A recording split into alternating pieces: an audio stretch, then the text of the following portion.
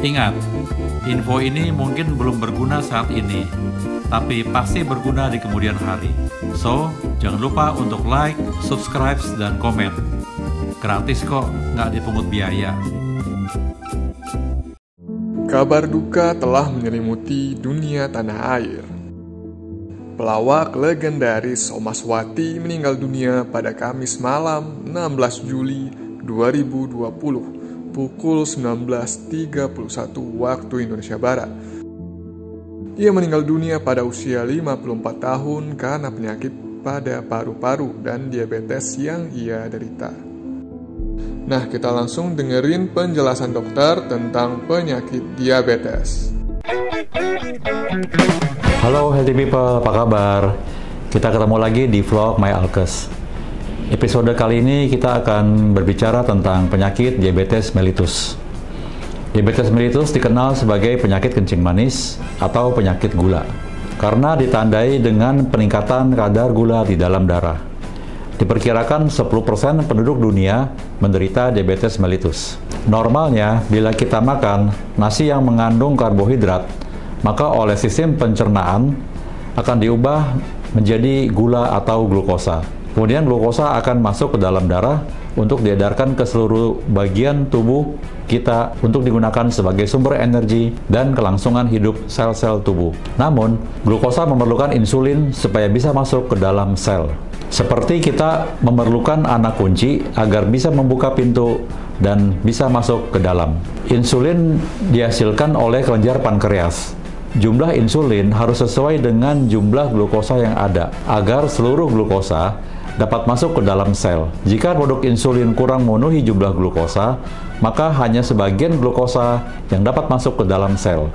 Sisanya akan menumpuk dalam darah, sehingga terjadi peningkatan kadar gula di dalam darah. Inilah yang terjadi pada penyakit diabetes tipe 1. Pada diabetes tipe 1, terjadi cacat lahir di mana tubuh kurang memproduksi insulin atau bisa tidak produksi sama sekali. Sehingga pengobatannya mutlak memerlukan insulin. Maka dinamakan insulin dependent diabetes mellitus atau diabetes yang bergantung pada insulin. Dan karena terjadinya akibat cacat lahir, maka banyak diderita pada usia muda dan disebut juvenile diabetes. Jadi, kalau healthy people bertemu dengan anak muda yang menderita diabetes, besar kemungkinannya menderita diabetes tipe 1, yang merupakan 10% dari seluruh penderita diabetes mellitus, di mana sisanya 90% adalah diabetes tipe 2. Nah, berbeda dengan diabetes tipe 2, di mana produksi insulin cukup, namun yang terjadi adalah insulin tidak dapat digunakan untuk membuka pintu karena kerusakan di lubang kunci atau reseptor selnya, sehingga pintu tidak terbuka dan glukosa tidak dapat masuk ke dalam sel. Maka, sering disebut sebagai resistensi insulin. Terjadi secara lambat dan banyak terjadi pada usia lanjut. Dalam hal ini, gaya hidup, pola makan, obesitas, dan usia sangat berperan besar. Jadi, pada diabetes, kadar gula darah menumpuk dalam darah karena tidak dapat digunakan oleh sel-sel, sehingga sel-sel kekurangan energi. Akibatnya, tubuh merasa lemah, sering mengantuk, merasa lapar, sering makan, atau polifagi. Kadar gula yang tinggi dalam darah memaksa ginjal untuk mengeluarkan urin lebih sering, atau poliuri, mengakibatkan sering merasa haus atau polidipsi. Jadi, 3 gejala utama diabetes adalah polifagi, banyak makan, poliuri, banyak buang air kecil, terutama malam hari lebih dari 2 kali, dan polidipsi, yaitu banyak minum. Kadar gula yang tinggi dalam darah adalah sarana yang sangat baik untuk pertumbuhan bakteri dan jamur. Sehingga pasien diabetes yang terluka akan sukar dan lama menjadi sembuh, bahkan cenderung melebar, membusuk, dan berakhir dengan amputasi bila tidak diatasi.